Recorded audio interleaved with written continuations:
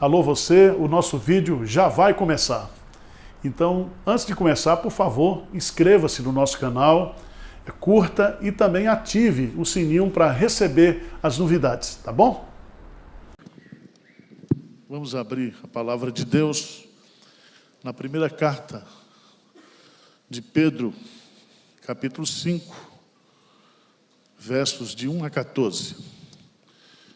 1 de Pedro, capítulo 5, versos de 1 a 14. Faremos a exposição desse capítulo. Diz assim: rogo, pois, aos presbíteros que há entre vós, eu presbítero como eles, e testemunha dos sofrimentos de Cristo, e ainda coparticipante da glória que há de ser revelada. Pastoreai o rebanho de Deus que há entre vós, não por constrangimento, mas espontaneamente, como Deus quer, nem por sorte da ganância, mas de boa vontade, nem como dominadores do que vos foram confiados, antes tornando-vos modelos do rebanho. Ora, logo que o Supremo Pastor se manifestar, recebereis a inacessível coroa da glória. Rogo igualmente aos jovens, sede submissos aos que são mais velhos, outro sim no trato de uns com os outros, cingivos de toda humildade, porque Deus resiste aos soberbos, contudo aos humildes concede a sua graça. Humilhai-vos, portanto, sob a poderosa mão de Deus, para que Ele, em tempo oportuno, vos exalte, lançando sobre Ele toda a vossa ansiedade, porque Ele tem cuidado de vós. Sede sóbrios e vigilantes. O diabo, vosso adversário, anda em derredor, como leão que ruge, procurando alguém para devorar. Resisti-lhe firmes na fé, certos de que sofrimentos iguais aos vossos estão se cumprindo na vossa irmandade espalhada pelo mundo.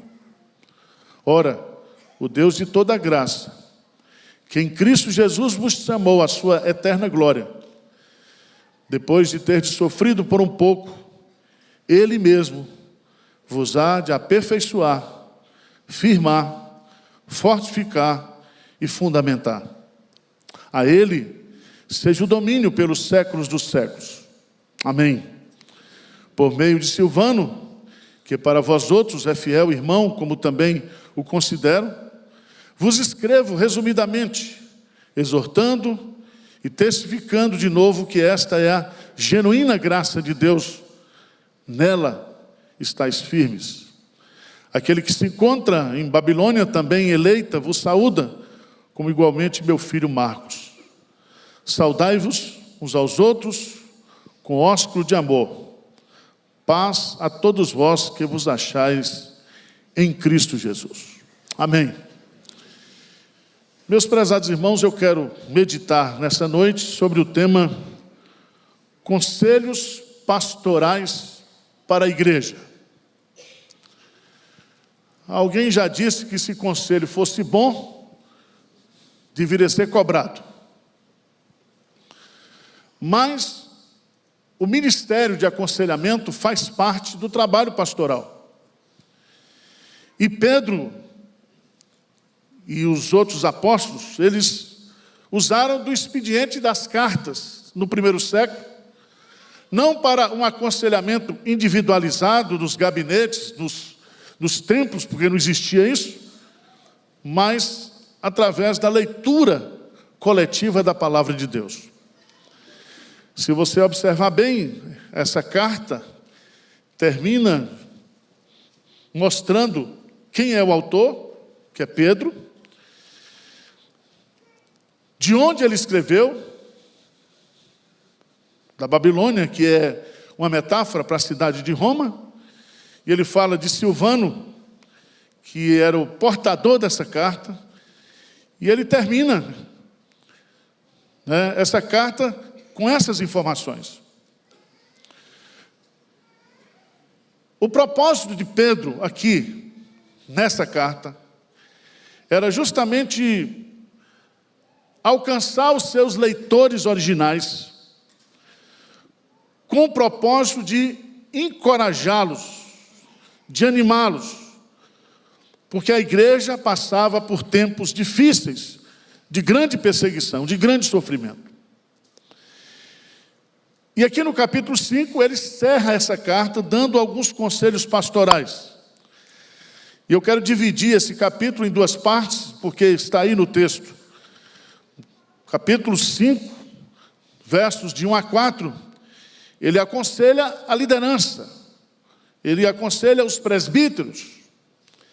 Do capítulo 5 até o versículo 5 até o versículo 11, ele está falando diretamente para a igreja, ele está falando para os membros da igreja.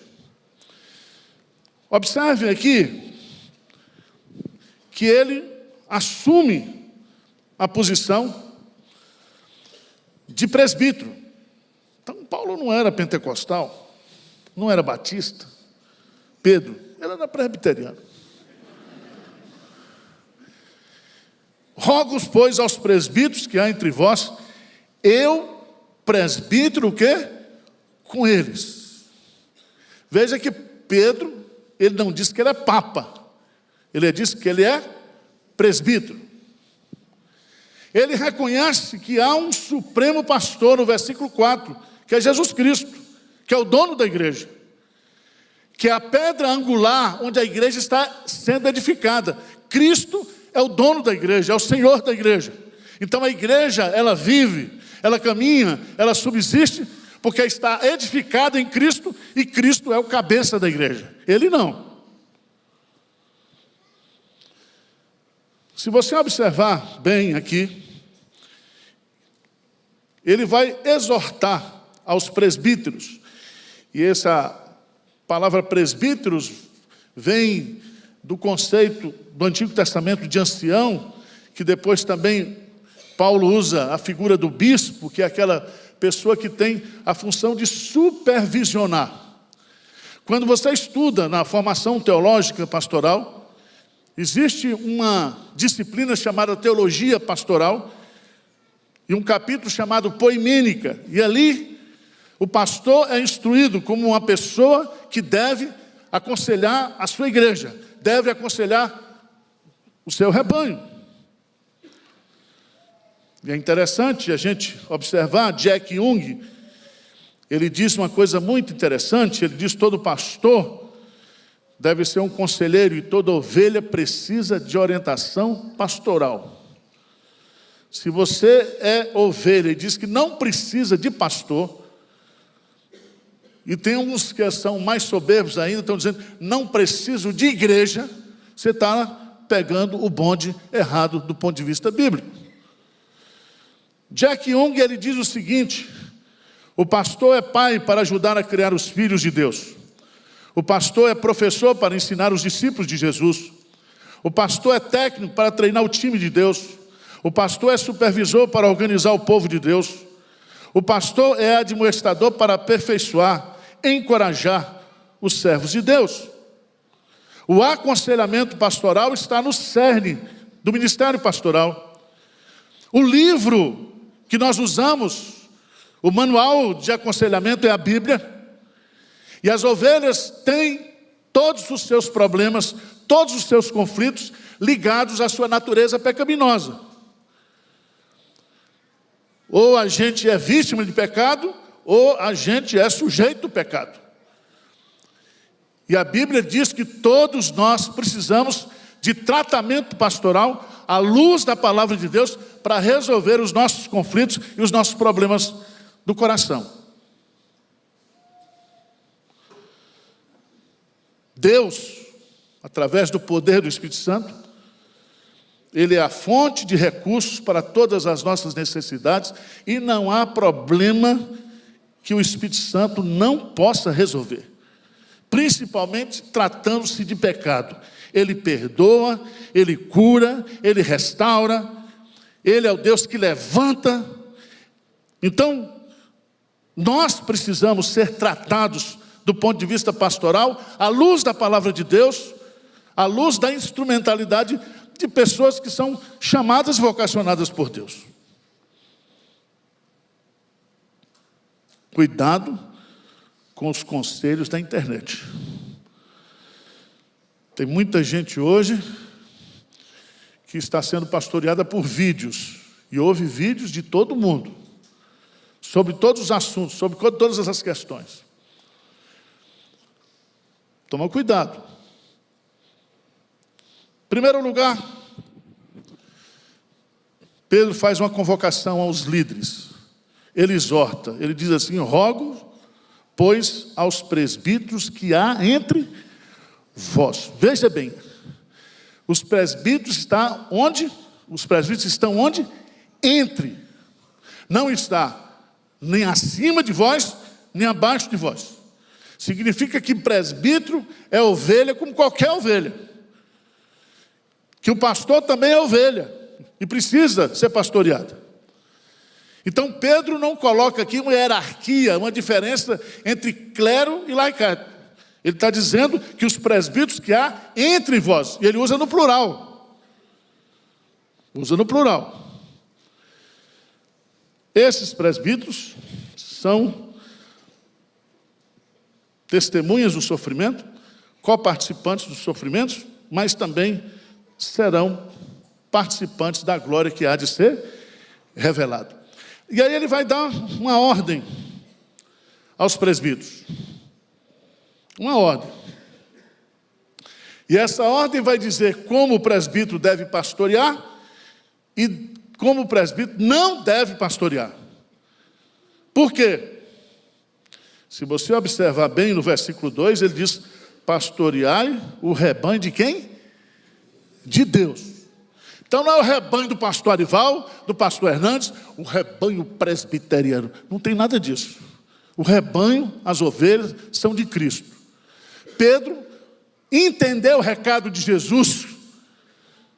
Quando Jesus perguntou para ele: Pedro, tu me amas? Sim. Apacenta as minhas ovelhas. As ovelhas são de Cristo.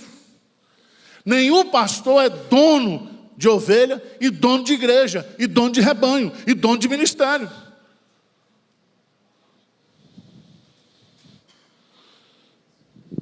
Vocês estão... Eu estou zangado? Não. Não, né? Os irmãos dizem que eu estou ofegante. Vamos lá. Como é que deve pastorear e como é que não deve? Primeiro, não por constrangimento, mas o quê? Espontaneamente, como Deus quer. Um presbítero não pode ser um presbítero enfesado, zangado, que vai fazer a coisa, vai cuidar da igreja, constrangido. Não pode. Segundo, nem por sórdida ganância, mas o que é de boa? O que é sórdida ganância? Interessado no salário, no dinheiro. Você acha que tem pastor que gosta de dinheiro? Hein? Tem. E tem uns que só trabalham por causa do dinheiro. Ele não está preocupado com as ovelhas. Ele não tem amor pelo rebanho. Ele quer que o dinheiro dele caia no fim do mês, na conta dele, e pronto. E tem uns que fazem da igreja e do rebanho uma carreira pessoal. Mas Pedro está dizendo, não pode ser assim. Também, em terceiro lugar, nem como dominadores do que foram o quê? Confiados, antes, tornando-vos modelos do rebanho. Então tem pastor que acha que ele é dono das ovelhas e que domina as ovelhas. Precisa tomar cuidado com isso, porque há muita manipulação espiritual. Certo? Há muita gente ferida, muita gente maltratada, porque foi manipulada pelo pastor. A pessoa não fazia nada sem ligar para o pastor. E tem pessoa que gosta disso. Tem líderes espirituais que eles querem realmente ser dominadores. Mas ele diz, ó, não. Liderança se faz com exemplo. Olha o modelo. Modelo do rebanho. É isso que ele está falando? Não, ele está falando aqui de outro tipo de modelo. De você realmente ter uma vida exemplar como cristão. Certo? Ter integridade ministerial. Ter correção ministerial. Você não vai ser um pastor perfeito. Não existe pastor perfeito. Não existe pastor que não peca. Aliás, criar expectativas irreais de pastor é uma varada d'água. Você não pode fazer isso. Mas o que Pedro está colocando aqui é que os presbíteros, os pastores, eles devem se tornar exemplos, modelos. E é muito interessante, dos que vos foram o quê? Confiados. Significa que Deus confia as suas ovelhas para a liderança. E nós iremos prestar contas daquilo que a gente ensina, da forma como a gente trata, da forma que a gente cuida das ovelhas de Jesus. Abra a sua Bíblia, por favor, lá em Hebreus.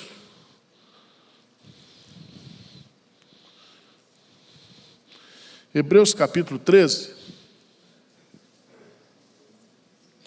versículo 17. Hebreus 13, 17. Vamos ler juntos, bem forte, o que é que diz? Obedecei aos vossos guias e sede submissos para com eles, pois velam por vossa alma, como quem deve prestar contas, para que façam isso com alegria e não gemendo, porque isso não aproveita o quê? A vós outros. Então, tem que ser um pastoreio, um relacionamento entre pastor e ovelha light, leve e solto. Vocês estão entendendo o que eu estou dizendo ou não? Deve haver uma relação de confiabilidade, de amor, de respeito, de consideração. Pronto, terminou. Os presbíteros agora fica de fora. Vamos agora, versículo 5, até o versículo 11, ele vai nos dar 3 conselhos para o rebanho. Para o rebanho. E ele começa falando, principalmente no rebanho, dos conflitos que há entre os mais velhos e os mais jovens. Por que isso? Porque a igreja, ela é uma igreja de convivência de gerações diferentes. Maria Inês está aqui, está na minha frente. Aí eu vou atrás dela, depois vem o Marcos. Então, hoje aqui na igreja, nós temos pelo menos umas 5 ou 6 gerações convivendo. Vai dar confusão? Vai. Vai dar confusão. Porque além das diferenças geracionais, nós temos as diferenças de temperamento, de formação, né? Nós somos aqui uma igreja extremamente heterogênea. Vai dar briga ou não vai? Vai. Vai. A não ser que você seja aquele marido, assim como o Ricardinho, que está casado há 25 anos e nunca brigou com a sua esposa. Nunca, nem aumentei a voz. É verdade isso? Não, é mito. Qual é a solução? Paulo, ele vai fazer o mesmo rogo. Veja aí, o rogo do versículo 1 está no versículo 5. Rogo igualmente aos jovens. Moçada, está falando para vocês. Sede submissos aos que são mais velhos. Submissão. Pense numa palavra que o povo não gosta, principalmente as mulheres. Mas veja lá, Efésios capítulo 5, versículo 21. O que diz esse versículo? Efésios 5, 21. O que diz aí? Vamos lá? Sujeitando-vos uns aos outros no temor de Cristo. O sujeitar aqui é se submeter. Isso aí, meus amados irmãos, é uma evidência da presença do Espírito Santo. Pedro, ele diz que todo cristão cheio do Espírito Santo é humilde e submisso. E nós devemos ser submissos. Ele vai colocar na carta às autoridades públicas. Submissão entre patrões e empregados, vice-versa. Submissão esposa para com os maridos, maridos com esposa. E agora ele recomenda aos jovens que sejam submissos aos mais velhos. E essa submissão aqui é uma submissão à liderança espiritual dos mais velhos. Não é uma coisa humilhante. É liderança espiritual. Tal submissão, ela é uma atitude que expressa maturidade espiritual. E ele vai dizer, porque também tem autoridade que abusa, tem gente que é mais velha e acha que também ele é o dono do mundo, dono da igreja. E ele vai fazer uma recomendação muito interessante aqui. Vê comigo o versículo 5. Ele diz: rogo igualmente aos jovens, sede submissos aos que são mais velhos, outros sim, no trato de uns com os outros. Uns com os outros. Todos têm que ser o quê? Submissos. Agora, ele diz assim: cingi-vos todos de humildade. E essa expressão cingir-vos aqui é como se você colocasse um avental. Então, tudo que você for fazer tem que ter por cima esse avental de humildade. De humildade. Sabe por quê? Por quê? Está no texto. Responde para mim aí. Deus resiste aos soberbos, contudo, concede a sua graça. Então, se existe uma coisa que Deus tem resistência, que Deus não aceita na nossa relação uns com os outros, é a soberba. É você achar que você é melhor do que o outro. Aliás, Jesus contou a parábola do fariseu e do publicano. Porque nós nunca devemos nos achar, nos comparar e achar que nós somos superiores uns aos outros. Por favor, veja aí na segunda carta de Pedro, capítulo 1, versículo 1, o que diz aí? Simão Pedro, vamos ler juntos? Simão Pedro, servo e apóstolo de Jesus Cristo, aos que conosco obtiveram fé igualmente preciosa na justiça de nosso Deus e Salvador Jesus Cristo. Presta atenção. A fé que nós obtivemos, ela é igualmente o quê? Preciosa. Então é o seguinte, a fé de Pedro, a fé de Paulo, a fé de Abraão, ela não é superior à minha fé, à sua fé. A fé salvadora que nós recebemos, ela é igualmente preciosa. Não existe fé de segunda categoria na igreja. Não existe aquele que é irmão porque tem uma fézona, irmãozão, e aquele com a fézinha sem vergonha. Irmãos, não existe isso. Na tua cabeça. Você acha que você é. Por isso que ele diz o seguinte, olha, não faça culto de sua humildade. Como é que você vai fazer para combater isso? Vamos para o versículo 6, o que ele diz? Humilhai-vos, portanto, sob a poderosa mão de Deus, para que ele, em tempo oportuno, os exalte. Então, eu tenho um problema com o Ricardo aqui na igreja, o presbítero, está brigando comigo, eu estou brigando com ele. Eu quero até que ele deixe de ser presbítero. Seria uma bênção para mim. Porque eu sou o cara. O que eu devo fazer? É isso? Não. Devo me humilhar diante de Deus e dizer: Senhor, Ricardinho é uma bênção. Ele está passando por uma crisezinha de soberba, mas eu também sou. E vou me humilhar aqui diante do Senhor. Para o Senhor me dar graça, para o Senhor tirar a soberba do meu coração, para que eu procure, o abraço, o reconheça como meu irmão. E esses estresse, esses conflitos, eles sejam tirados do nosso meio.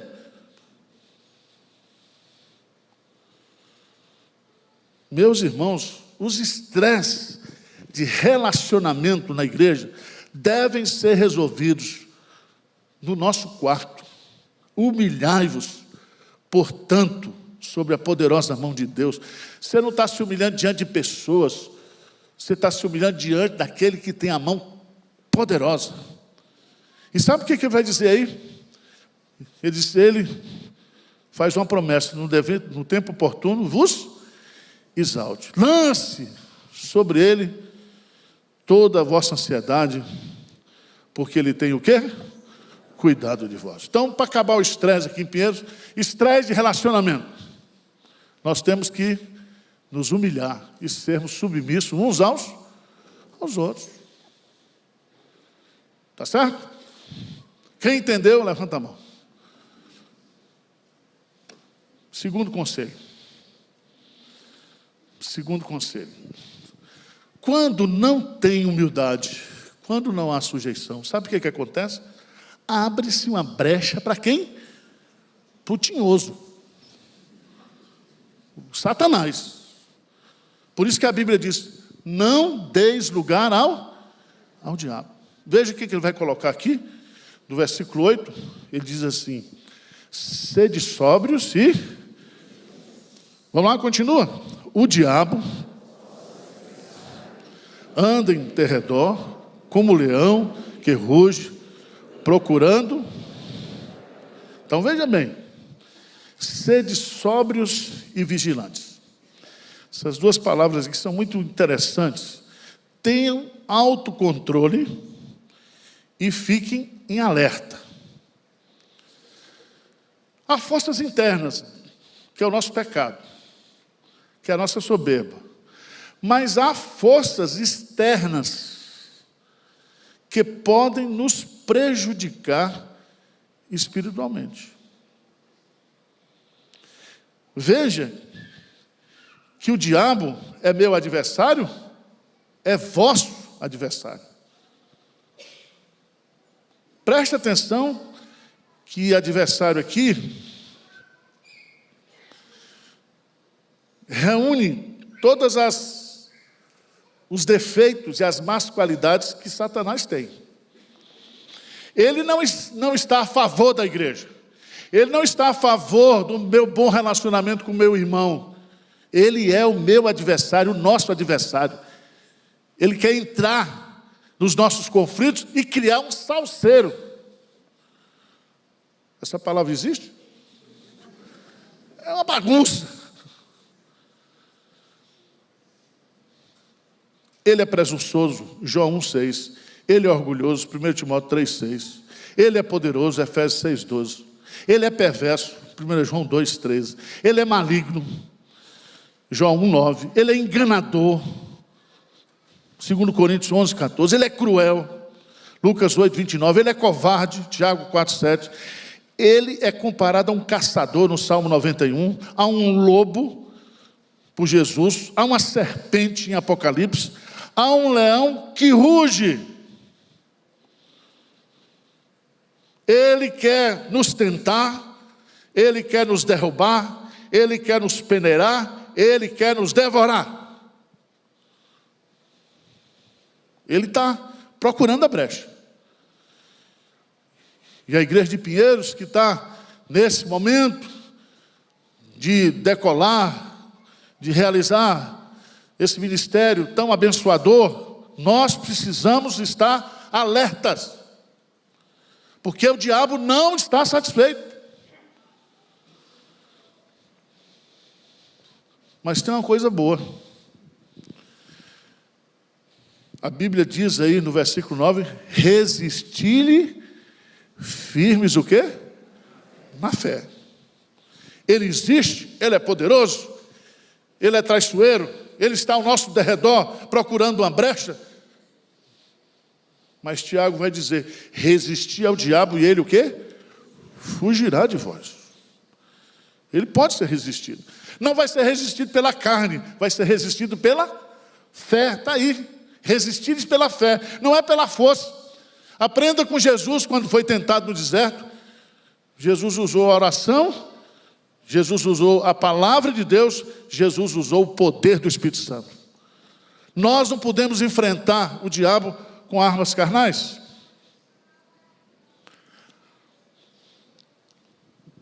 Esse adversário está pronto para nos instruir. Nós podemos vencer esse adversário. E para animar os irmãos, ele diz assim, certos de que sofrimentos iguais aos vossos estão se cumprindo na vossa irmandade, espalhada pelo mundo inteiro. Essa batalha espiritual que a gente enfrenta aqui em Pinheiros, ela é enfrentada onde a igreja de Cristo estiver reunida. A nossa irmandade vive sob o ataque de Satanás. Tá certo? Então não fica achando que você é vítima. Nada de se vitimizar. Nada de achar que Deus se esqueceu de você, que a carne é fraca. A carne é fraca, pastor. A carne é fraca. Eu não sou açougueiro, então não fica me repetindo isso. A carne é fraca é uma advertência, não é uma justificativa. Advertência. Se a carne é fraca, então fuja. Não exponha-se à carne.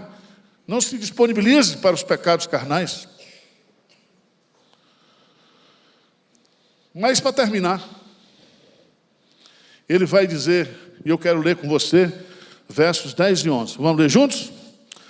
Ora, o Deus de toda graça, que em Cristo vos chamou à sua eterna glória, depois de ter sofrido por um pouco, Ele mesmo vos há de aperfeiçoar, firmar, fortificar e fundamentar.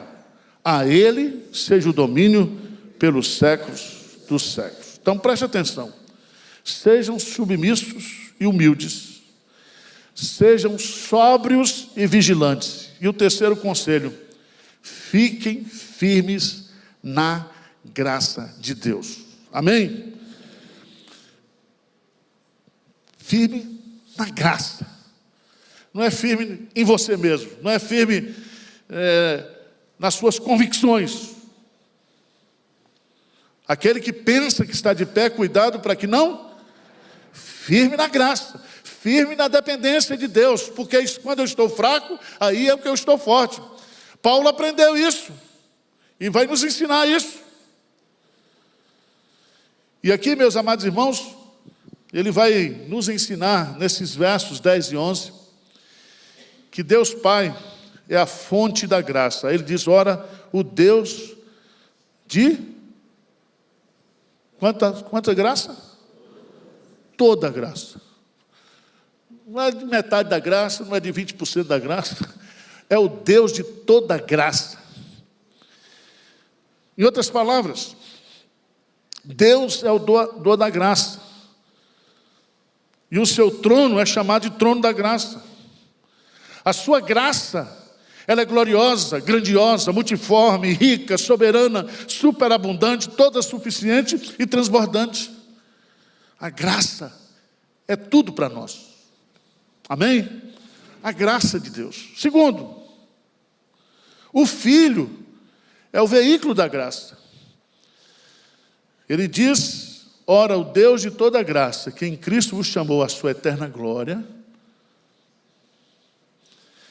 E aí você vai observar que quando Deus nos chamou, Ele nos chamou pela sua graça. Porque a graça e a verdade vieram através de Jesus. Nós somos salvos pela graça. Mas em terceiro lugar, é muito bonito, porque ele vai colocar aí que o Espírito Santo, que é o Espírito da graça, Ele mesmo, não vai mandar um anjo não, é Ele mesmo, vai fazer 4 coisas comigo e com você. Quais são essas 4 coisas aí? Aperfeiçoar, versículo 10, firmar, fortificar e fundamentar. Então, a partir de hoje, está proibido você dizer que está firme igual prego na areia. Então você não é presbiteriano, você não é crente, porque nós estamos firmes na graça de Deus, amém? E da graça ninguém nos tira, e da graça ninguém nos arrebata. E veja o texto que ele vai usar 4 termos aqui, muito fortes na língua grega, 4 verbos. Primeiro, aperfeiçoar, cartatizo, que significa colocar em ordem, emendar, completar. No sentido médico, colocar um osso quebrado em ordem, reparar um objeto que foi danificado.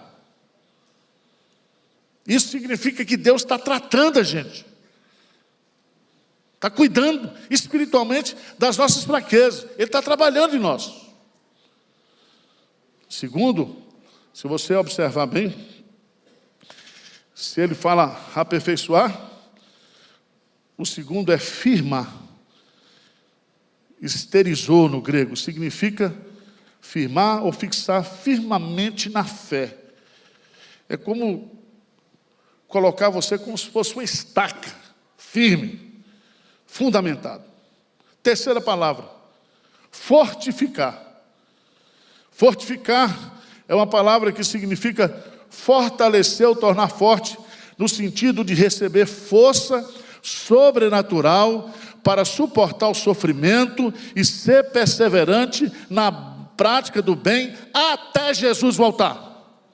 Você não vai se perder, você não vai desistir, porque você vai ser assistido, fortificado pelo Espírito Santo.